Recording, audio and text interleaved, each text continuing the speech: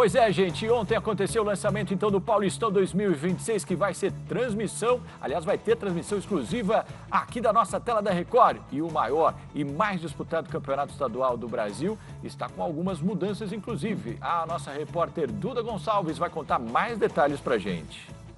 O Campeonato Paulista de 2026 vai começar, ainda mais competitivo e emocionante. A competição terá início no dia 11 de janeiro, mais cedo. E além do calendário, a novidade fica por conta do novo formato de disputa para os 16 clubes.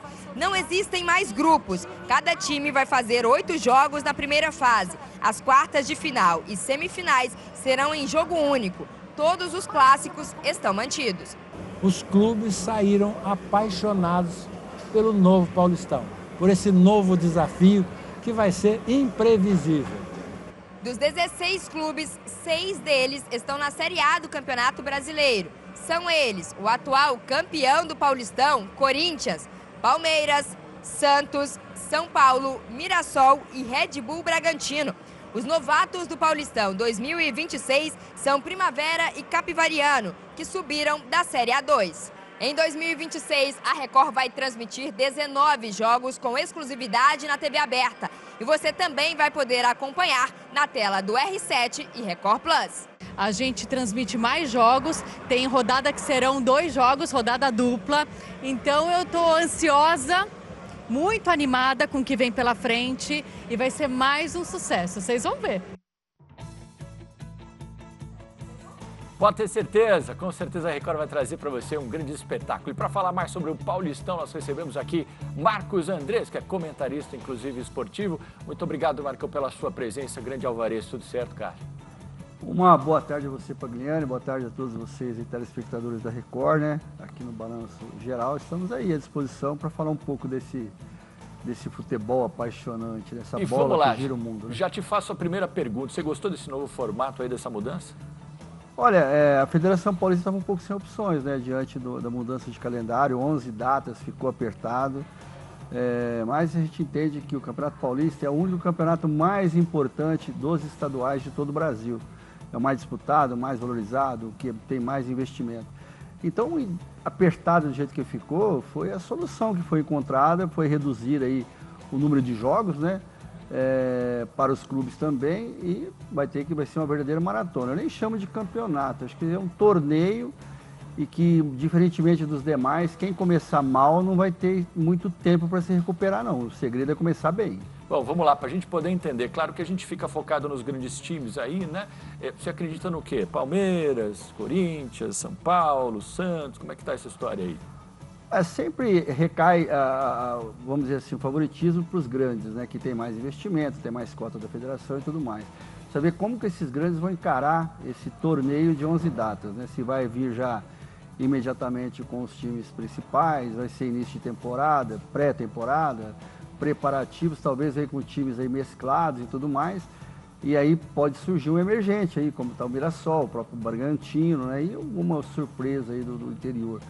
Mas eu acredito que não foge muito do trivial, não, que seja sempre os grandes, um dos grandes está na final. Deixa eu te perguntar uma coisa, a gente está até falando antes da gente entrar no ar aqui, a questão do Palmeiras. Está vindo numa embalada, uma cobrança muito grande, quer dizer, quando um time entrega muito, a cobrança também vai ser muita, né? Aumenta, né? E aí vem para o Paulistão, quer dizer, tudo vai depender do resultado desse ano ainda? Depende um pouco do final do ano do Palmeiras. O Palmeiras tem 2 decisões gigantescas, que é se manter no topo do Brasileirão, deu uma patinada na última rodada, viu o Flamengo encostar de novo, ele poderia ter aberto uma vantagem um pouco maior, então ele pode perder o Brasileirão para o Flamengo e depois, em 29 de novembro, lá em Lima, perder a Libertadores para o Flamengo. E fechando dessa forma, o Palmeiras vai fechar o ano sem nenhum título, que não acontece nos últimos anos palmeirenses, né?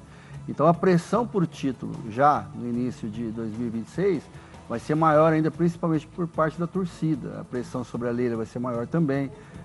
Então, diante disso daí, pode ser que o Palmeiras, já vamos começar bem, já ganhando um Paulista, para dar uma acalmada na situação, e depois a gente vai brigar por coisas maiores no decorrer da competição, né?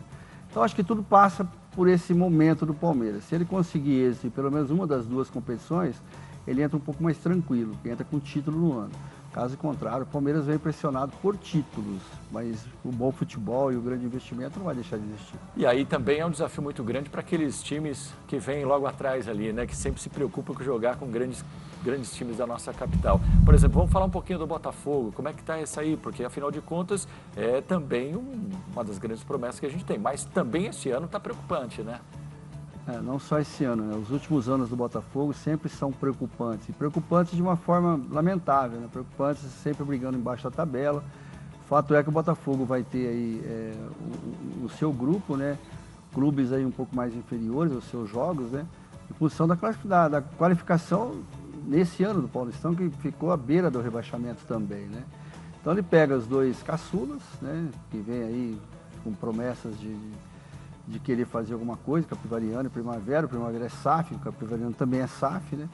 Pega um Velo Clube que já foi muito bem o ano passado. Pra você ter uma noção, hoje eu acho que um dos grandes nomes do Botafogo na Série B nos últimos jogos é o Jefferson Nem, que era titular do Velo Clube, né? Então você vê que o Velo Clube foi muito bem nesse ano e quer reeditar, apesar que ainda é um clube associativo, né? Tem o Palmeiras, que a tendência é que jogue em Ribeirão Preto, porque o Botafogo, se o Palmeiras não vier, não vai ter nenhum grande Ribeirão. E a gente sempre sabe que sempre tem um grande Ribeirão Preto, né? Então eu acredito que deve ter o Palmeiras em casa. Mas tem aí o Red Bull Bragantino, que é um time que a gente sabe que tem potência, né? O Noroeste, que está aí se reestruturando, abriu mão do calendário nesse segundo semestre para poder investir tudo na sua volta ao Paulistão depois de 20 anos. E o Novo Horizontino, que também passa por um momento meio confuso. O ano passado bateu na trave na Série B.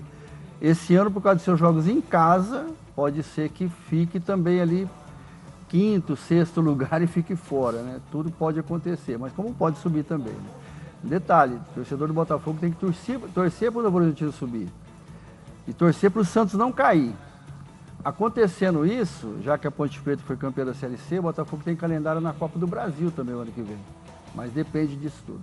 Bom, segura um pouquinho aí, porque nós vamos ver o seguinte agora. A situação do Botafogo na Série B do Brasileirão. Na última rodada a gente também vai trazer essa informação para você. O Botinha venceu o Amazonas aqui em Ribeirão Preto e conseguiu então sair da zona de rebaixamento e depois de muito tempo, né? Nós vamos ver os bastidores dessa vitória importante do Pantera. Daqui a pouco a gente comenta mais sobre isso. Põe no ar aí, vamos lá. No vestiário, apesar da tensão para o jogo decisivo, o clima era descontraído entre os jogadores.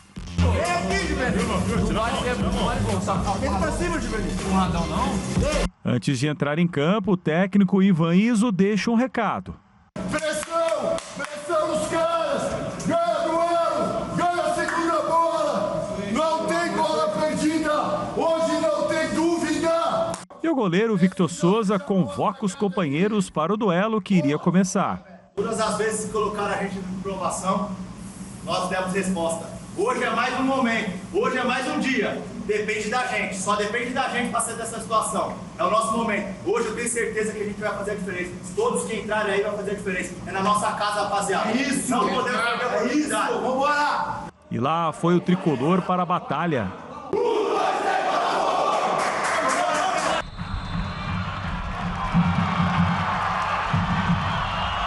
A cada oportunidade nas quatro linhas, uma motivação e pedido de apoio da torcida.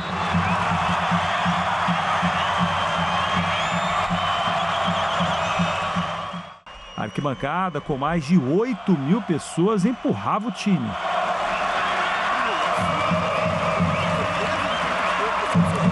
O jogador do Bota é derrubado na área. Pênalti.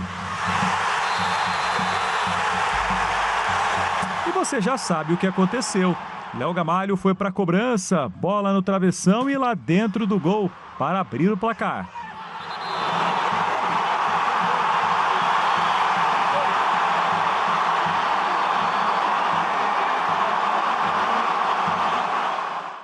O artilheiro explicou a demora para a comemoração. A ação do árbitro assim, foi um pouco confusa, esperou, daí a gente ficou meio na dúvida, até que depois ele foi e confirmou, daí foi a alegria, daí a galera conseguiu relaxar. Mas foi um pênalti muito decisivo e importante, então eu achei que a melhor chutar firme, bater firme, o goleiro era grande, né? Um jogo desse não dá pra gente brincar, então eu tive, né, mais convicção do que eu tinha que fazer, só que ia ser bem longe do alcance. Se ele caísse no canto, ia ser longe do alcance dele, né? Então, esses jogos e esse tipo de situação, a gente tenta minimizar o erro o máximo que puder. Confirmada a vitória por 1-0 do Tricolor contra o Amazonas. É hora de festa em Santa Cruz. De volta ao vestiário, o momento é de agradecer. Primeira coisa, parabéns. Parabéns, parabéns, parabéns. Glória a Deus. Falta pouco para garantir a permanência do Pantera na Série B do Brasileiro. Mais um passo. Falta pouco. Falta pouco. Mais um passo. Mantenha o foco, mantenha a concentração. Se cuida fora. Boa alimentação, bom descanso. Isso faz a diferença.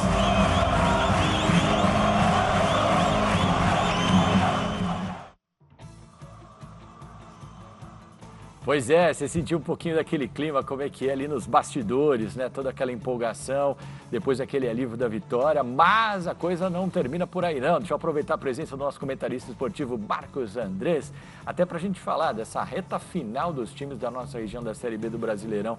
Até a gente falar, vamos aproveitar o Botafogo aí também, que também tá numa situação complicada. Ela, Ferrinha, lá de Araraquara, quer dizer, parece que a coisa tá mais fluindo pro Botafogo se safar dessa zona de rebaixamento, né? O Botafogo tem aí nas suas mãos, dependendo exclusivamente dele, né, para poder sair dessa incômoda situação, sair do rebaixamento, algo que já vem acontecendo seguidamente nos anos e o Botafogo tem conseguido sucesso, né? Mas aí o torcedor sempre fica com aquela assim, uma hora a casa cai, né? Uma hora a casa cai. E, por sorte, né, pelos deuses da bola também, o Botafogo acaba chegando numa condição até um pouco mais privilegiada do que a própria Ferroviária, e do que também o Atlético, que é uma outra equipe também emergente aí, que também está brigando para não cair. E a próxima rodada teremos 3 decisões, porque as decisões não estão só do lado do rebaixamento, estão do lado do acesso também. A Ferroviária pega o Atlético Paranaense em casa, é o jogo que o Atlético Paranaense precisa para subir. Se ele ganhar da Ferroviária em Araraquara, e vai ter uma invasão da torcida do Atlético em Araraquara, já está anunciado, porque pode ser o jogo da volta do Atlético Paranaense para a Série A e que investiu muito para isso, né? E o Atlético pega o Curitiba no Couto Pereira e depois o Curitiba vai jogar contra o Amazonas lá em Manaus. Ou seja, no Couto Pereira, com a casa lotada, o Curitiba pode sacramentar matematicamente o acesso, que ainda falta um pontinho, e com a vitória ele garante também o campeonato, ele é campeão da Série B. Tudo isso está a favor do Curitiba, tudo isso o Atlético vai ter que enfrentar para poder reverter a situação dele, né? O Botafogo tá em Criciúma, vai jogar em Criciúma. Na mesma condição, o Criciúma também, depois enfrenta o Cuiabá, precisa mais do que nunca de uma vitória para voltar para o G4, para depois ele se garantir contra o Cuiabá. Então não será tarefa fácil para o Botafogo também. Então são 3 jogos que todo mundo vai querer ver, todo mundo vai querer assistir, que são jogos decisivos, né? E lembrando que o Botafogo traz para a briga Ferroviária, que ele perdeu da Ferroviária, traz para a briga Atlético, que ele perdeu 6 pontos para o Atlético, e além de ter dado o critério de 2 vitórias e 5 gols de saldo para o Atlético, ele perdeu os 2 jogos, um de 3, um de 2-0, e agora está brigando contra esses próprios adversários aí. Mas já rebaixou o Paysandu, já rebaixou o Volta Redonda, e praticamente rebaixou o Amazonas. Agora cabe ao Botafogo se salvar. Sempre é uma preocupação aí, né, com esses jogos, conforme o André está falando pra gente. Sobre a Ferroviária, que a gente está até falando sobre isso, né, é importante a gente falar. Bom, essa saída do técnico aí, estratégico, foi bom, foi pior, bem no final, isso pode beneficiar o Botafogo de uma forma geral ou prejudicar, de repente, a própria Ferroviária? Costumeiramente, os dirigentes apostam que uma mudança de treinador traz um outro alento, traz uma... Até mesmo copiando um pouco o Botafogo, que dispensou seu treinador aí 6 rodadas atrás e trouxe um novo alento, dispensou seu diretor executivo de futebol também, trouxe um outro clima dentro do clube. Acho que a Ferroviária aposta nisso, né? Acho que Claudinei Oliveira não foi uma boa sacada da diretoria, a diretoria está apostando nesse novo momento, nesse novo impacto para ver se a Ferroviária reage, né? A derrota para o Volta Redonda custou muito caro para a Ferroviária. A gente sabe que teve erro de arbitragem, mas já foi, não tem como reverter o resultado. E depois o Botafogo foi lá e arrematou o Volta Redonda, né? Mas a vitória do Volta Redonda sobre a Ferroviária, que trouxe a Ferroviária para a condição que ela está. Se ela vence ou empata aquele jogo, hoje estaria numa condição muito melhor, até do que o Botafogo. Então a Ferroviária tem uma missão muito difícil, repito, vai enfrentar uma equipe que investiu muito na janela, trouxe jogadores aí com salário acima de R$200 mil, trouxe o Dair Helma, que já foi até cotado para ser treinador de seleção brasileira. Então o Atlético está fazendo tudo para voltar, e é o jogo da vida dele, é contra a Ferroviária, então ele não vai deixar escapar, ou não vai querer deixar escapar. O futebol tudo é possível. Bom, você com uma larga experiência com isso, qual é o veredito final dessa história toda nesse final de ano aí? A gente aqui da região... Entre Botafogo e Ferroviária, torce para que Botafogo e Ferroviária permaneçam, né? E que o Atlético brigue mais uma vez na Série C para voltar o ano que vem, né? Mas está em aberto. Eu acho que o Botafogo salva e a outra vaga fica entre Atlético e Ferroviária, com a minha torcida, obviamente, para a Ferroviária, para a nossa região. É isso aí, tá vendo só? Muito obrigado, Andrés, pela sua participação. Imagina, que comentando bastante, passando um conteúdo bacana pra gente aqui. Tamo aí, tá bom? firme e forte. Obrigado aí, batendo um bolão com a gente aqui no nosso Esporte Record. E o Comercial de Ribeirão Preto monta o time, inclusive, para disputar, gente, o Paulistão da Série A4 do ano que vem. Um dos reforços é Gustavo, centroavante de 23 anos, que pertencia ao Brasiliense do Distrito Federal. O jovem atleta foi uma revelação do Goiás. Inclusive, gente, o Gustavo falou da expectativa em vestir a camisa do Leão do Norte no ano que vem em busca do acesso para a Série A3 do Paulistão. Vamos ver. Graças a Deus pude vestir algumas camisas grandes. Minha base foi Fiquei 6 anos no Goiás. Agora estava no Brasiliense também, que é um grande time lá do DF. E com certeza, a história aqui, né, vou poupar até tempo de falar, mas é um time muito grande, com certeza é uma oportunidade muito grande na minha vida. E a seleção brasileira treinou completa pela primeira vez em Londres. E aí, hein? Sábado será um dia de enfrentar o Senegal e depois, na semana que vem, a Tunísia. No tradicional bairro londrino, perto da feirinha, fica a porta azul mais famosa do mundo, graças a Hollywood. No filme Em um Lugar Chamado Notting Hill, um simples vendedor de livros vive um romance com uma estrela de cinema. Oi. Oi. No filme, a simbologia da porta azul é que quando o personagem a abre para a atriz famosa entrar na casa dele, é como se ele tivesse conquistado uma oportunidade de mudar de vida. Para o jogador de futebol, a porta da oportunidade é a convocação para a seleção. Só que no mundo da bola, uma chance só não basta. É um jogador que tem uma sequência, tem a oportunidade de estar jogando, né? Creio que isso ajuda bastante. Luciano Juba, do Bahia, vive sua primeira experiência na seleção brasileira. Confesso que fiquei contando as horas para poder chegar aqui logo. Tão ansioso quanto o novato está o atacante Matheus Cunha. Mesmo convocado por Ancelotti para todos os jogos, ele ainda fica nervoso. É muito o nosso sonho estar aqui, sabe? Então, por mais que você já venha vindo algumas vezes, você sempre tem uma ansiedade muito grande da próxima, porque sabe o quanto a competitividade é grande. Para os convocados, o que conta não é o tempo de casa, mas sim a qualidade do que se entrega em campo. O objetivo é o mesmo, um final feliz em um lugar chamado Copa do Mundo. Pois é exatamente isso que todo mundo está esperando, né?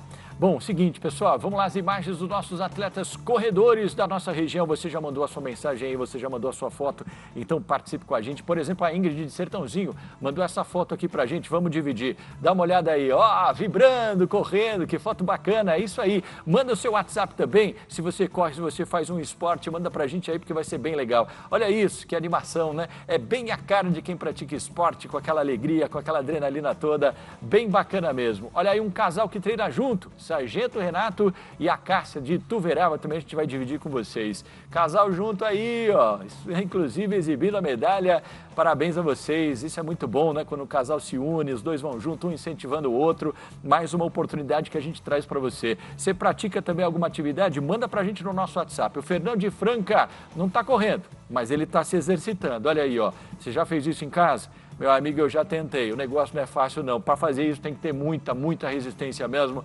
Meu amigão, parabéns aí. É isso que eu falo. Você tem o nosso WhatsApp, você pode fazer a sua participação junto com a gente. O que você faz? Você pratica alguma atividade, principalmente corrida? Manda pra gente aí, faz uma foto, é bem legal mesmo. Sua foto ou vídeo pode aparecer no Sport Record. Aliás, se quiser fazer um vídeo, também pode. A gente está falando de foto, mas vídeo também é bacana, viu, gente? Correndo, treinando, fazendo, suando, seja lá o que for, um aquecimento. Manda pra gente aí, 99305-4405. Quero muito a participação de vocês no nosso Sport Record, como todo mundo vem participando aí. Muito obrigado a todo mundo. Só apontar a câmera do seu celular pro QR Code aí e participar com a gente, tá bom? Vamos lá! De futebol, de corrida, agora nós vamos para o basquete. O Franca tem mais um desafio duro hoje pelo NBB. O Toro recebe o rival Flamengo no Pedrocão às 7h30 da noite. As duas equipes estão no topo da tabela. O rubro-negro carioca é líder e único time ainda invicto na competição. Já o Rolo Compressor, em 8 jogos disputados, ganhou 6 e perdeu apenas 2. Ocupa a terceira colocação. Na última partida, o Toro venceu o Botafogo Carioca com o retorno de David Jackson, que estava lesionado. Hoje, contra o Flamengo, o Franca ainda vai contar com desfalques de Jorginho de Paula e também Vitor Hugo. É isso, pessoal. Muito obrigado pela participação de vocês. O nosso Sport Record fica por aqui.